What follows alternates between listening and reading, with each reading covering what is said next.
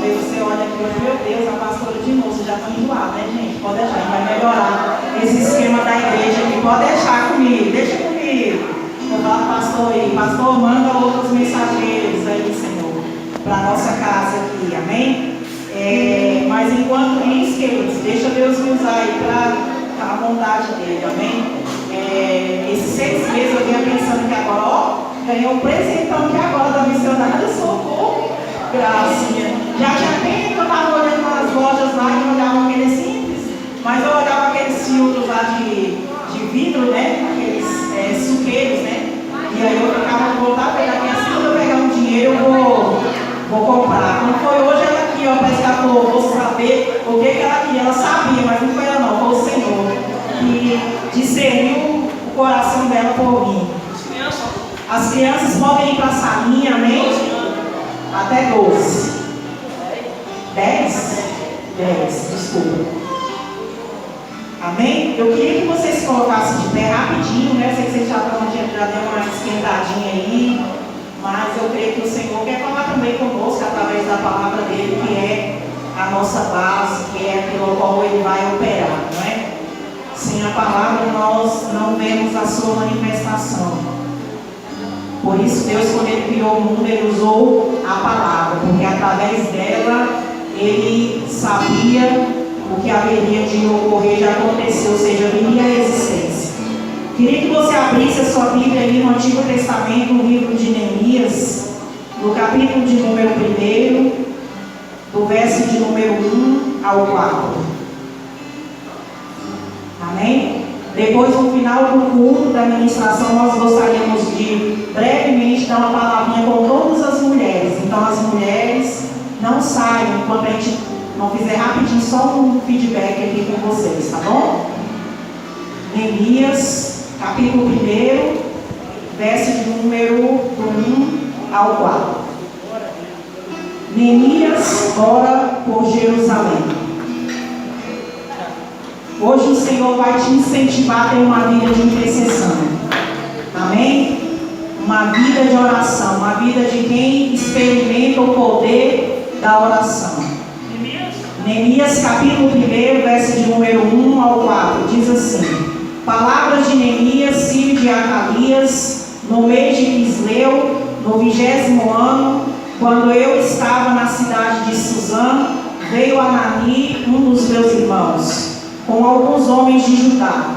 Então lhes perguntei a respeito dos judeus que escaparam e que sobreviveram ao exílio e a respeito de Jerusalém. E eles responderam: os restantes, os que sobreviveram ao exílio, se encontram lá na província. Estão em grande miséria e humilhação. As muralhas de Jerusalém continuam em ruínas e os seus portões foram destruídos pelo fogo. Quando ouvi essas palavras, eu me sentei, chorei e lamentei por alguns dias.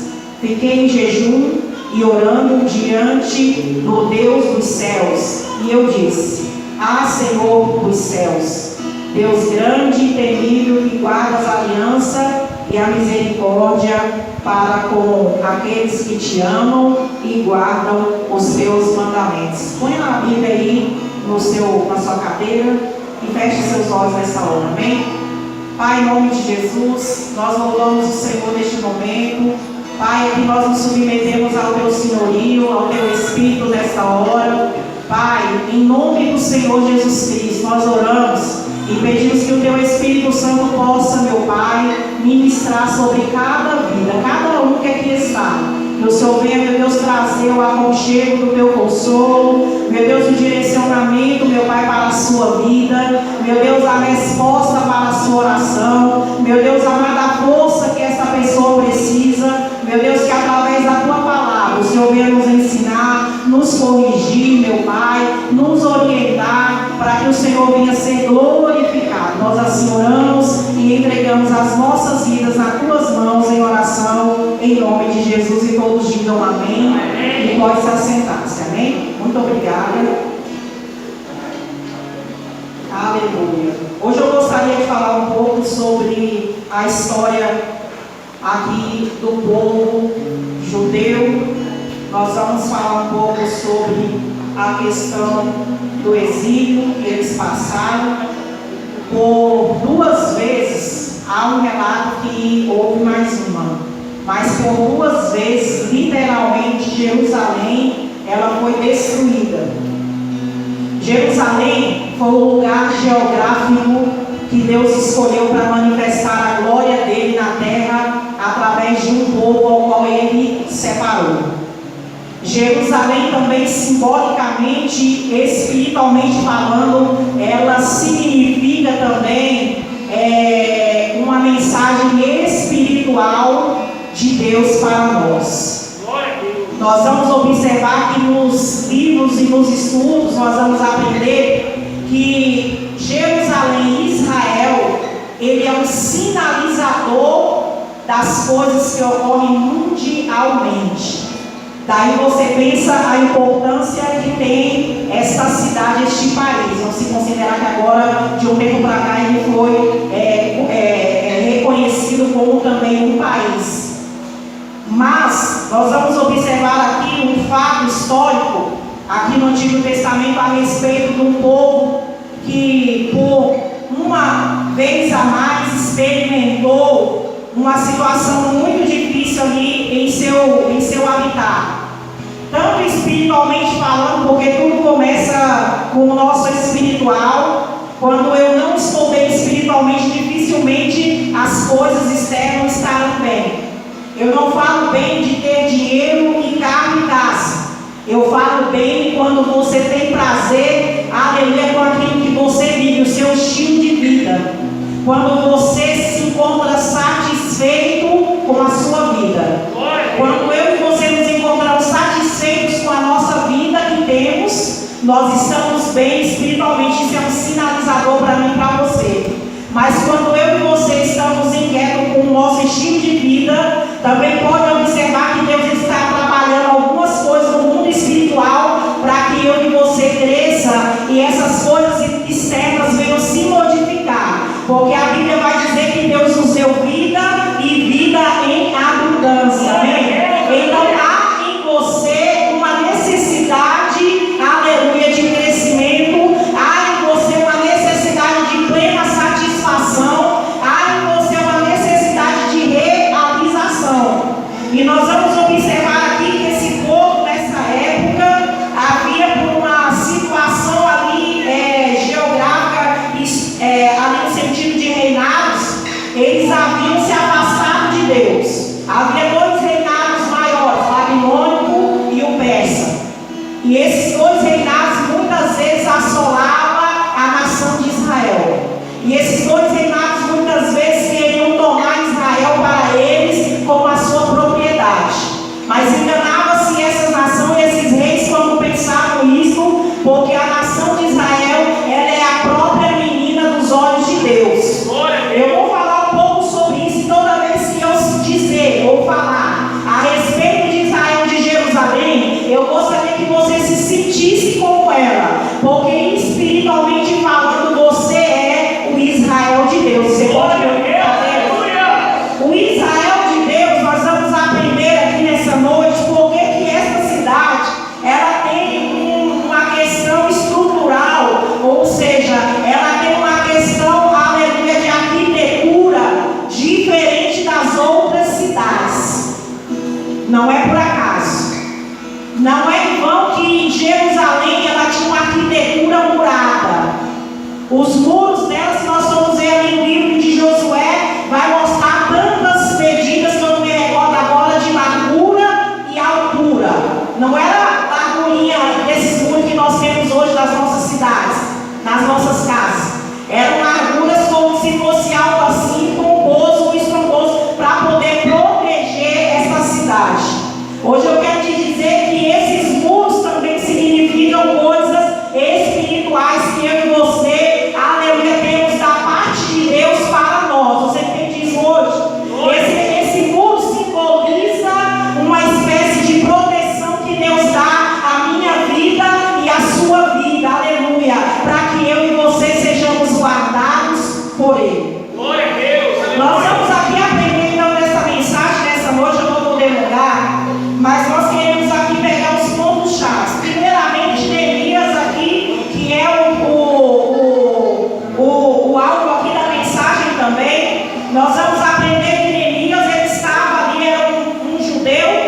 israelita, mas ele estava ali em cativeiro, trabalhando no reinado persa. A Bíblia vai dizer aqui para mim e para você que ele servia aquele reinado e ele servia com muito prazer. Tanto é que entre linhas nós vamos perceber que ele tinha um relacionamento bom com o rei. Então nós vamos aprender algumas coisas com este grande homem de Deus. Mas eu queria também reportar que havia uma razão para ele estar ali naquele momento. Eu queria hoje dar, aleluia, a você o direcionamento nessa palavra, a importância de nós sermos pessoas que oram, a importância de nós nos tornarmos essas pessoas que sabem o valor de uma oração, que sabem o valor de uma intercessão. Queridos, eu quero dizer hoje, motivar você, aleluia, a desenvolver, como já tem sido ministrado aqui pelos pastores, pelo pastor Wagner, pelo pastor aqui Bueno, pelo presbítero, a nós temos uma vida de oração. Nós vamos aprender aqui nessa palavra que ali o copeiro do rei, ele era algo ali, ele era um cargo de importância máxima naquele reinado. Até mais do que um governador, porque ele protegia a vida daquele rei, ali guardando ele de ser ali sabotado por um assassinato, por uma questão de querer tirar a vida dele. Então, ali Neemias, ele oferecia, ele dava o seu serviço ali àquele rei, ali dando livramento ao rei, ali quando ele oferecia o vinho àquele rei. E certa vez, quando ele foi levar o vinho ao rei, ele já havia recebido a notícia trágica de que a sua nação, de que o seu povo havia sido, além de ser exilado, ou seja, tirado da sua nação, eles haviam ali perdido a sua honra ali na sua terra. Não tem coisa pior do que a gente se sentir envergonhado e humilhado. E naquele momento ali Neemias sentiu a dor e o desprezo que era aquela nação se sentir daquela forma. Nós vamos observar que em algumas versões vai dizer que ela estava como se fosse um monturo. Monturo, para a nossa linguagem, nós vamos aprender, sabemos, para quem trabalha com construção, sabe que é quando joga aquele tanto de entulho, né? Não lixo orgânico, não papel, mas entulho de pedaços, de destroços de construção. Ela estava totalmente destruída. E a Bíblia vai mostrar para mim e para você que quando ele vai se apresentar diante do rei, havia aqui uma questão importante que eu queria frisar hoje para nós. Ali Neemias, ele já estava preparado, aleluia, com a sua vida diante de Deus, porque ele não sabia o que iria ser feito, mas ele sabia que Deus ia fazer alguma coisa. Eis a importância de quem aprende a ter uma vida de oração é assim. Você não sabe o que Deus vai fazer muitas vezes, mas você tem fé que Deus ele vai fazer alguma coisa. Você pode poder fazer. Então nós vamos observar que quando o texto vai falar aqui, que ele diz, olha, quando eu ouvi essas palavras, eu me assentei e chorei. Eu lamentei por alguns dias, mas ele não ficou só chorando e lamentando. Ele não ficou só remoendo as dores, muitas vezes como eu e você fazemos. Ele não ficou somente ali, muitas vezes ali, perguntando o porquê, ou se sentindo esquecido de Deus, mas ele, além disso, humanamente ali também, ele começou a se prostrar diante de Deus e a orar ao Senhor. A Bíblia diz então que ele começou a chorar e a lamentar por alguns dias, e ele jejuou e ficou orando diante de Deus, o Deus dos céus. Esses dias aqui, querido, foram 4 meses de oração. 4 meses de oração que Neemias ficou ali incessantemente no seu trabalho, ali naquele lugar, ali intercedendo, pedindo a orientação de Deus. Agora, o interessante queridos, é que a gente pode observar aqui que muitas vezes nós não damos valor à oração, sabe por quê? Porque nós achamos muitas vezes que aquilo que está desafiando eu e você a orar é muito maior do que a minha vida, do que a sua vida, do que a sua oração. Muitas vezes nós olhamos para o problema e não conseguimos perceber que a nossa oração, aleluia, ela é uma arma poderosa nas mãos de Deus, aleluia, para manifestar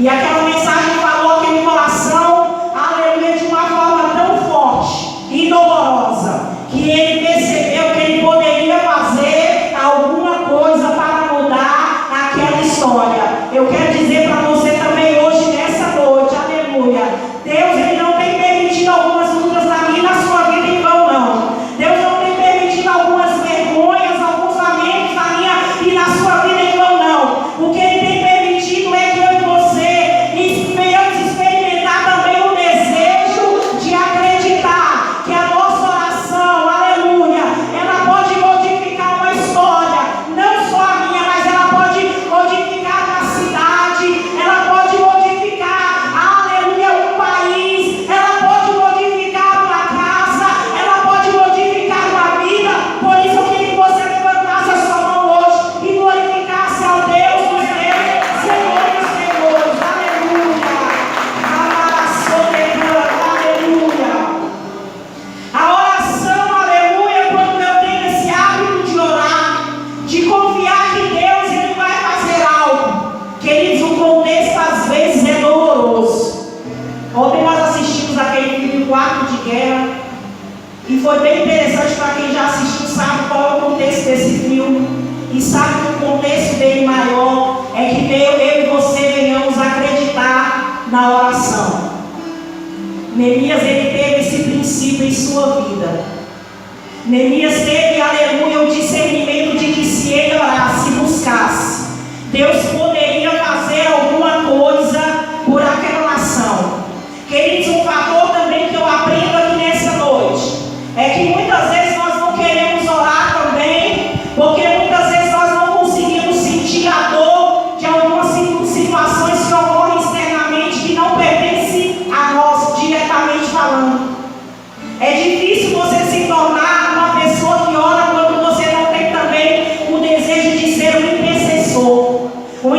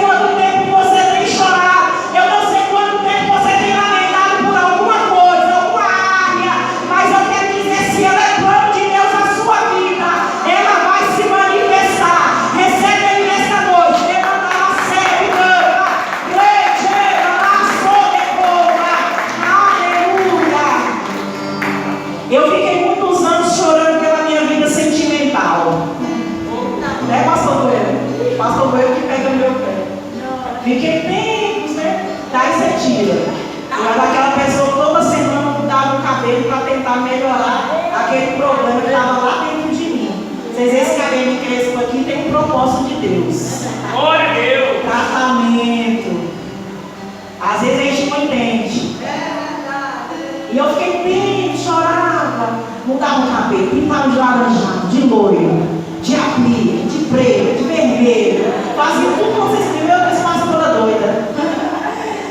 Mas era um problema que estava lá dentro de mim que precisava ser resolvido. Às vezes, nós não queremos ir pelo caminho mais fácil, que é ir lá e orar.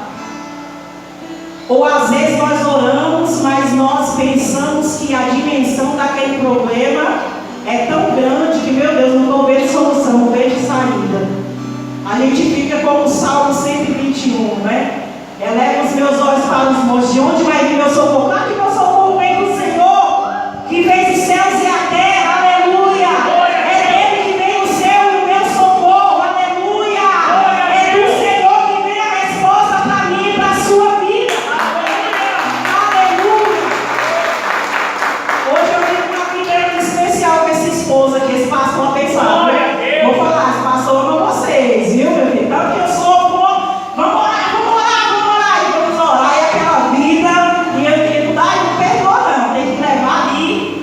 No sério, é a sério com Deus.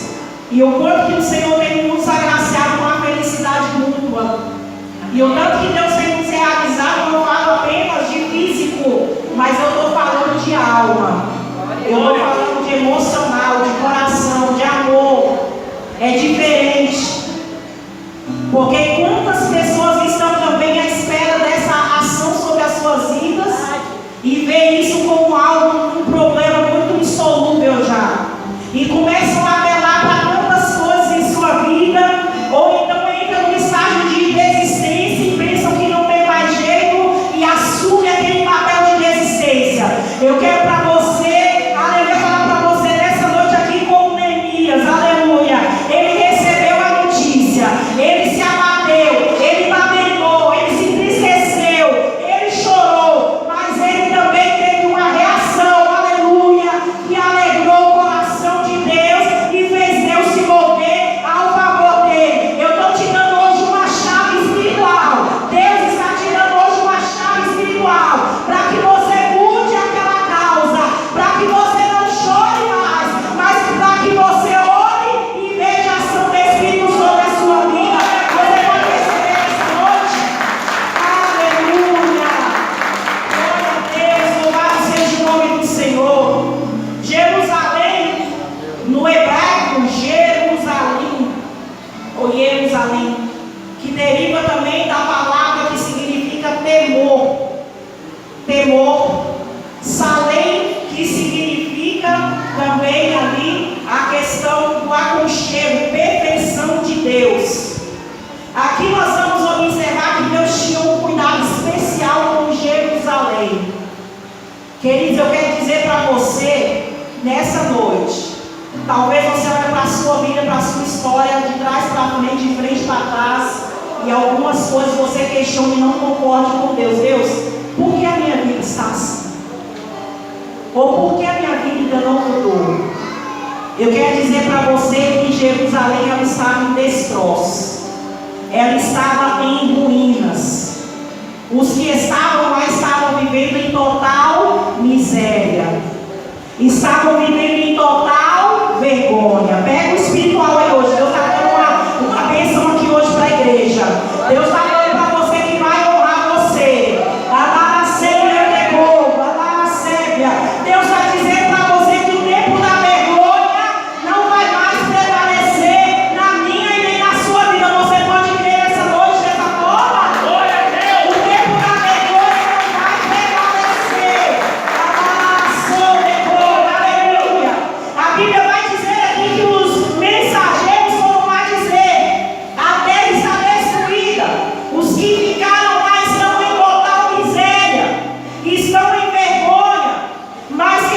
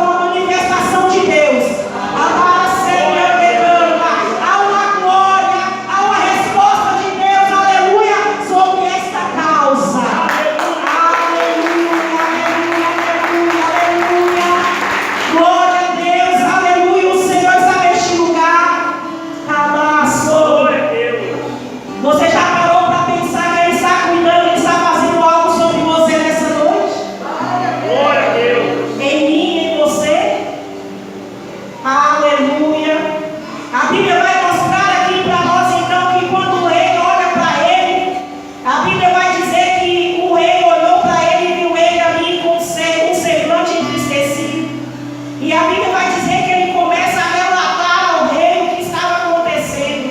Como eu estaria triste, como eu estaria alegre, como eu não estaria triste se os meus descendentes, se a minha nação, se o lugar onde os meus pais estão ali está totalmente destroço e vergonha. E a Bíblia vai dizer que, aleluia, Deus comoveu o coração do próprio rei e ali permitiu com que Neemias viesse sair daquele cargo de máxima importância. Você já pensou o que é isso?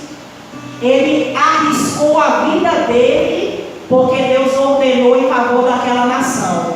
Dá para você pensar nisso? Você sabe por quê? Porque se o cargo dele era de suma importância, quem ficaria naquele cargo se não fosse alguém de confiança? Tanto é que nós vamos ver nos versículos adiante que a Bíblia vai dizer que ele perguntou quanto tempo você gastaria para ir resolver esse problema. Que ele resolveu o problema de uma nação, aleluia, em 52 dias, aleluia. Porque a Bíblia diz ali no Salmo 70, aleluia, que quando nós cremos nele, ele também se apressa em nos ajudar, ele se apressa em nos socorrer. Por isso a Bíblia diz que ele é o socorro bem presente, é na hora. Tem coisas, aleluia, que Deus não quer mais esperar. Deus quer se manifestar, Deus quer glorificar o nome dele na minha e na sua vida, aleluia. Eu quero te dizer hoje, diga aí para a pessoa do seu lado, não delongue mais. Não delongue. Não delongue mais a sua história. Aleluia, Deus tem pressa. Diga aí, Deus tem pressa. Aleluia, Deus tem pressa com você. Aleluia. Glória a Deus, aleluia. Porque, queridos, olha, o Senhor quer manifestar a sua bondade. Eu quero já terminar, mas a Bíblia vai dizer aqui que quando ele vai, aleluia, para Jerusalém, eu não gostaria de entrar no desfecho de todo o propósito a qual ocorreu ali, da questão dos inimigos que se levantaram, mas eu gostaria de me ater à questão da postura ao qual iniciou ali o processo de Deus, que foi a sua postura de oração. Eu queria hoje declarar para mim e para você que uma igreja de oração é uma igreja de resultados. É uma igreja que experimenta as maravilhas de Deus. Nós temos visto aqui em nosso meio testemunhos aqui, vários testemunhos têm ocorrido, portas têm sido abertas, bênçãos do Senhor têm sido derramadas, mas porque tem um povo em que você, aleluia, tem se prontificado em orar. Ter uma vida de oração, aleluia, é algo que glorifica o coração de Deus.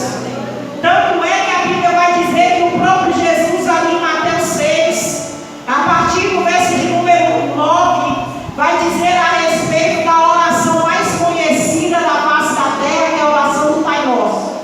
E a Bíblia vai mostrar ali que aquela oração, que aquele ensinamento de Cristo, ele tem pendurado, ou seja, ele está permanente até hoje. Ele ainda existe, não recebemos porque pedimos mal. Mas quando eu e você aprendemos a orar e a pedir a Deus, Deus começa a nos dar. Levanta sua mão assim pro ar. Deus começa a liberar bênçãos. Por isso ele falou, olha, pão nosso de cada dia dai-nos hoje. Aleluia. É o pão, é o cuidado de Deus sobre a sua vida que o Senhor traz sobre mim para você diariamente falando. Deus começa a abrir portas.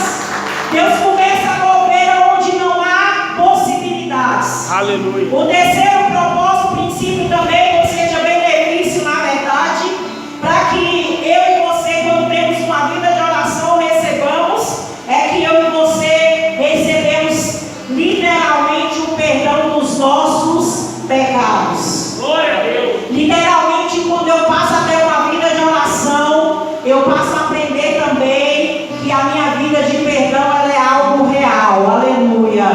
Deus, ele não vai, aleluia, me punir por algum pecado, mas se eu tiver a minha vida de oração, ele vai me perdoar e vai fazer eu aprender a não pecar mais. Você pode glorificar a Deus.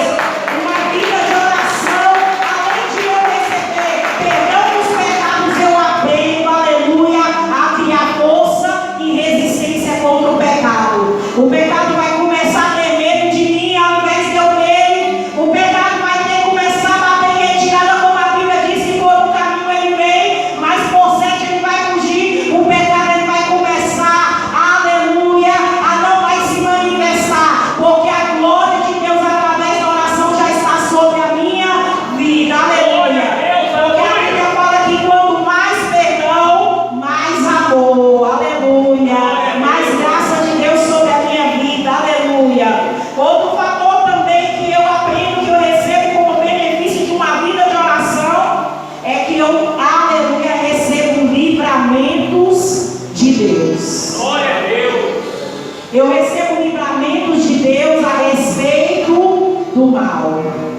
Você sabia que quantas vezes o inimigo está arquitetando ciladas contra as nossas vidas? Quantas vezes o inimigo está arquitetando vergonha contra mim e você? Quantas vezes ele está querendo lançar nada inflamado em mim e você? Mas quando eu tenho uma vida de oração, Deus passa a me livrar do mal. O mal pode até querer vir, mas ele não vai prevalecer. Ele não vai resistir à autoridade de Deus. Você pode levantar sua mão e receber essa noite? Aleluia. A Bíblia vai dizer, mas livrai-nos do mal. Aleluia. Ele não nos deixará cair na tentação. Louvado seja o nome do Senhor, porque Deus é bom e a sua misericórdia é para sempre. Nós vamos aprender que Deus ele livra os seus. Nós vamos aprender ali, lá naquela história ali do profeta Elias. Elias pensou, estou sozinho. E agora? Agora está cheio de profeta de Baal. Eu só fiquei sozinho aqui. E agora Jezabel vai me matar. E ele ali planeja, ou seja, faz um desafio aos profetas de Baal. A Bíblia vai mostrar ali que ele dá a vez ali primeiramente aqueles profetas ali que estavam desviados, que eram de Deus, e começou a passar a acreditar no Deus Baal. A Bíblia vai dizer então que eles fazem o seu altar, faz ali todo o seu sacrifício e Deus não responde. Mas a Bíblia vai dizer que quando Elias remonta o altar, quando ele começa a restaurar o altar, quando ele começa a se dedicar ali, dizendo, agora é a minha vez, aleluia, você pode levantar sua mão para o alto. Quando você tem uma vida de oração, você começa a ter percepção espiritual, aleluia, o momento que Deus está agindo na minha e na sua vida, você pode glorificar a Deus nessa noite. Ele começou a restaurar o altar, aleluia. Queridos, quando eu e você tomamos uma decisão, uma atitude, não há como Deus não dar uma resposta a nós. A Bíblia vai dizer que Deus não deixou com que ele ficasse ali envergonhado. A Bíblia vai dizer, aleluia, que Deus começou, aleluia, a responder os céus com fogo, consumiu todo o sacrifício, consumiu toda a água, respondeu com fogo, e todos aqueles profetas perceberam que havia um Deus único e verdadeiro, e esse Deus é o nosso Deus, aleluia. Eu quero encerrar dizendo para você nessa noite, se eu e você tivermos, aleluia, hoje, uma vontade maior de termos uma vida de oração, não porque o pastor falou, não porque estou trazendo essa mensagem, mas porque o Espírito Santo de Deus está te tocando, para que eu e você venhamos ter uma vida diferente. E eu tenho certeza absoluta, que coisas extraordinárias Deus vai fazer. Deus vai manifestar. Deus vai revelar coisas extraordinárias. Nós vamos ver, queridos, que para a possibilidade ali de estratégia, tanto governamental quanto ali financeira, não havia possibilidades daquela nação, Jerusalém, ser reconstruída. Mas pela força da oração e a manifestação do poder de Deus, aquela Jerusalém foi restaurada os muros. Os muros que significavam ali a honra daquela cidade, aleluia, a proteção daquela cidade. Eu quero dizer para você hoje, nessa noite, pode estar tudo parecendo até perdido. Algumas áreas, aleluia, da sua vida, aleluia, estão lá embaixo. Mas eu quero profetizar hoje para você, aleluia, para a igreja nessa noite. Deus, ele vai te dar força para você restaurar esses muros. Deus vai te dar força para você restaurar e fechar todas essas brechas que o inimigo tem tentado ainda destruir a sua vida. E Deus vai glorificar o teu nome, o nome dele dentro dessa cidade, que é o seu coração, aleluia, que é a sua alma. Você pode falar do Senhor? Aleluia. Eu gostaria que você se colocasse de pé. Eu peço perdão que eu falei alto, né? Eu quero falar mais baixo. Me ajuda, gente. Me ajuda a pregar. E eu gostaria nessa noite que você, aleluia, nessa noite, que o Espírito Santo de Deus, aleluia, vem estar aqui manifestando a glória dele na minha e na sua vida. Queridos, essa noite que eu e você não saiamos daqui da mesma maneira. Eu quero te encorajar hoje a você ter a resposta do alto. É a resposta que vem sobre a sua vida.